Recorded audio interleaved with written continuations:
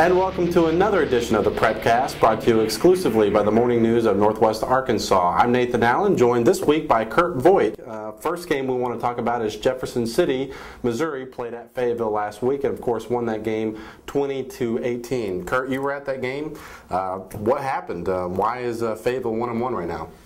Well, Fayetteville's 1-1 because Fayetteville, just like last season, has some issues on the offensive line. Jefferson City came in with a really great running game. Running back named Cody Walker, who's a junior, who their coach, Ted LePage, had compared to two of his former NFL players who were on Jefferson City, Justin Smith with the 49ers.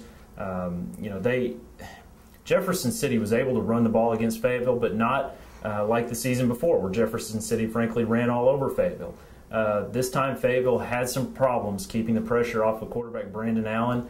The one thing, though, that Fayetteville did do is, Allen's great. I mean, we know the talent he has. He threw for almost 390 yards in the game. Fayetteville had a chance to win that game. They had some really troublesome spots in the kicking game. They had a missed chip shot on a field goal, had another field goal blocked, and they also missed an extra point in the game, which really came back to hurt them.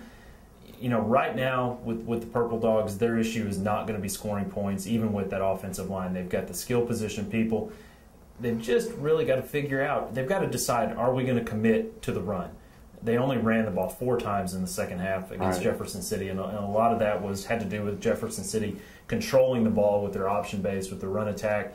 But again, Fayetteville has some high expectations, and for them to get to that level that they really want to achieve, they're going to have to commit to the run more than they've done in the first 2 games.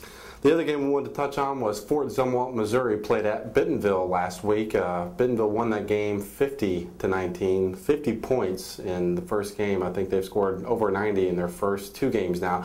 Bentonville's offense is really clicking right now, and that's one thing that Coach Barry Lunny said after the game. They threw the ball to 8 different receivers, and that's not even all the receivers they had. They have a lot more than that. Nobody can stop Bentonville. And not only that, it doesn't even stop with the passing game. It's the running game with Courtney Haskell and Shane Bodecker, 2 of the state's, I would say, premier running backs right now. Just 2 guys that nobody seems to be able to stop. So Bentonville with close to 500 yards of total offense in that game Friday night. Look for more of that, I would say, for the rest of the season. Can you say Barry Lunny's 6th state championship? Ooh, a little prediction there from Kurt. Let's move on to this week's games. Let's go ahead and go through some of the 7A games before we get to our 7A game of the week. First off, we'll go with Nettleton playing at Bentonville. No reason I see Bentonville not to win this game. Just pretty handily. Move along. Okay, next we have Springdale Harbor, who came away with a close victory against Alma last week, playing at Coweta, Oklahoma this week. Any thoughts? Well, Harbor kind of put a wrench in yeah, it was a little bit surprising. All preseason, we've said Harbor was the team that was going to challenge Bentonville, and after a struggle in a loss to Alma, I think Coach Chris Wood even said, Alma frankly whipped them physically for a while in that game. Harbor needs they need an easy win this week going into conference before their big rivalry matchup with Springdale High the following week. Of course, Harbor right now 2-0 going into their week, or going into the game against Coweta, Oklahoma this week. Russellville's playing at Fayetteville. Fayetteville needs to bounce back. Fayetteville does need to bounce back, and they need to do it in a big way. And it's not going to be easy. Jeff Holt, the Russellville coach, former Fayetteville assistant, knows Fayetteville very well. This is a game that they play most years, and it's going to be. It's a game you expect to be in the 30s for both teams, a game with the ball flying Well, I don't know if I would say that. Russellville coming off a bad loss against Dardanelle where they got shut out 35-0 last week. Well, I know that, but I'm telling you, Fayetteville right now, from week to week, they're going to have some games where they look incredible and some games where they don't. It just depends on how much pressure Russellville can bring. All right, next we have Van Buren playing at Rogers High, to a former 7A West game. Now Van Buren, of course, in the 7A Central, so this is a non-conference game. Rogers High, 1-1 at this point, coming off a big win Friday night. You think they can beat Van Buren? Well, they can score. I mean, Rogers under Coach Ronnie Peacock can score. They've always been able to. They should be able to this week. Van Buren's better, though, than they've been in years past. True. And Rogers Heritage playing at Republic, Missouri. Of course, this is a team that Heritage beat last year. Really no reason why they probably shouldn't be able to win this game this year. All Heritage needs to do is win a conference game this year. Before they got really excited last year when they started 3-0. They got a little ahead of themselves, and this year they need to worry about winning a game in conference. Keep your eye on Reed Brown, Heritage quarterback. He's a junior, and he's thrown for 5 touchdowns in their first 2 games already this season. So he's already got 10 touchdown passes so far.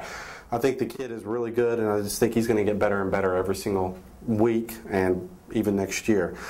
We did not talk about Alma at Springdale High, which is actually our 7A game of the week. I got above myself, but this is an interesting matchup. Obviously Alma coming off the good win, or excuse me, not a win, but just a good game against Harbor last week. Do you think they can keep up with Springdale, and is this a good game? I think they can score with Springdale. The question is, can Springdale outscore them? Obviously, Springdale had a lot of defensive issues last season. This season, they really struggled.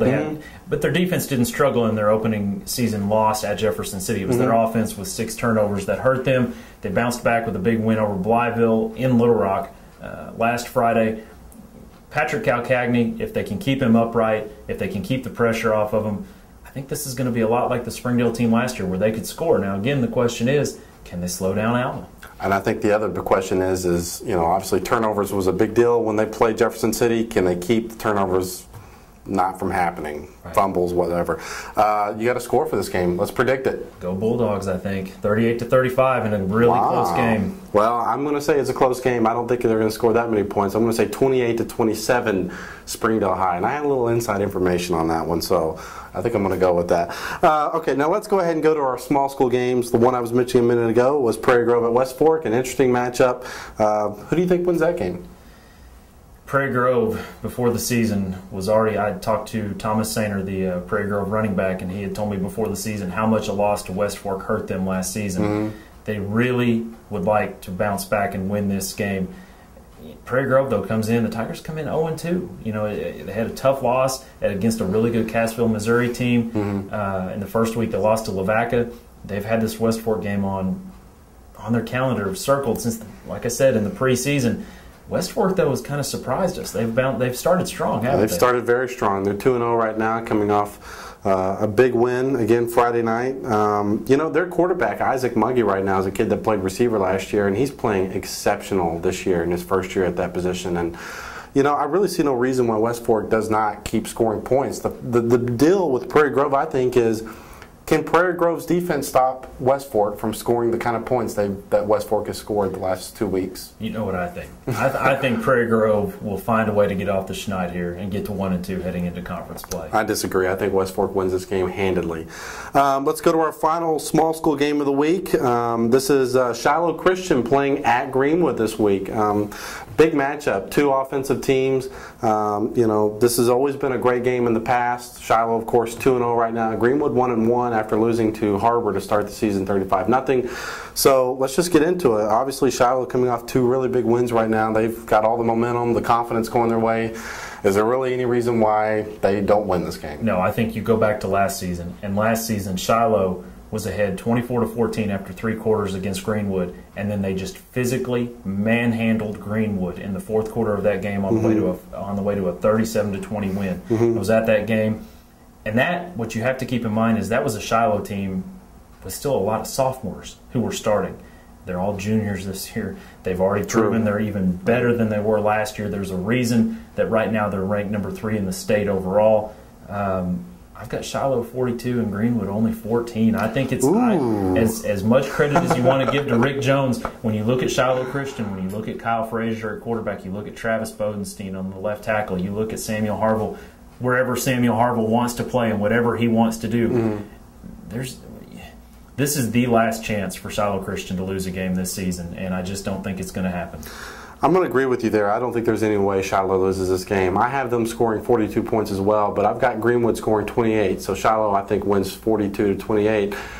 I agree with a lot what you say. I don't think there's any way that Shiloh, with as many talented playmakers they have on both sides of the ball, especially with that offense led by Kyle Frazier, I just don't see them not scoring the points that they need to make this, that offense is just too good. If Shiloh needs to, on any given down, they can just run right over anyone. Absolutely. On defense, Mitchell Roberts at middle linebacker, Garrett Harper running the ball. They can do Shiloh, the Saints can do pretty much whatever they want on offense and defense.